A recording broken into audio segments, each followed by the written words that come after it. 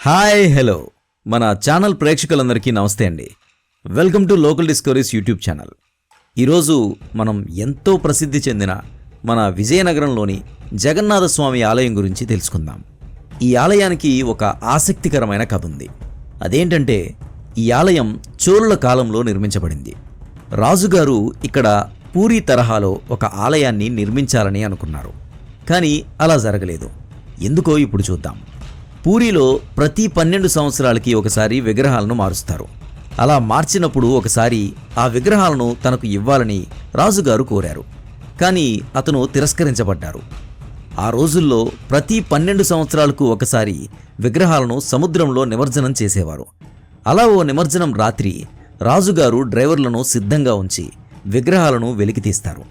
అవి ఇక్కడికి తీసుకొచ్చి ప్రాణప్రతిష్ఠ చేయించారు. సో అలా ఇప్పటి వరకు అవే విగ్రహాలున్నాయి. ప్రతి ఏటా రథయాత్రకు ముందు గర్భగృహం నుంచి విగ్రహాలను తీసుకువెళ్ళి అవసరమైతే రంగులు వేసి ప్రాణప్రతిష్ఠ చేస్తారు. చెక్కతో చేసిన విగ్రహాలు శతాబ్దాలుగా నిలిచి ఉండటం ఒక అద్భుతం.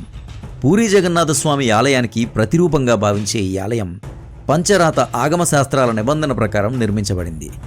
జగన్నాథుడు, బలభద్ర మరియు సుభద్రలతో పాటు ఆలయంలో వేణుగోపాలస్వామి మరియు మరొకటి మహాలక్ష్మి అమ్మవారితో కూడిన చిన్న ఆలయాలున్నాయి. ఈ ఆలయంలో లోపలికి వస్తుంటే మనకు 2 పెద్ద ద్వారపాలకులు కనిపిస్తాయి. గొప్ప స్థితిలో ఈ ఆలయాన్ని 8 సంవత్సరాల క్రితం ప్రారంభించినప్పుడు శంకుస్థాపన సమయంలో వారు ఈ 2 ద్వారపాలకులను కనుగొన్నారు. అంతేకాకుండా అందమైన శిల్పకళతో కాంపౌండ్ చుట్టూ స్తంభాల మండపం కూడా ఉంటుంది. ప్రవేశ మండపం అందంగా చెక్కబడిన 4 స్తంభాన్ని కలిగి ఉంటుంది.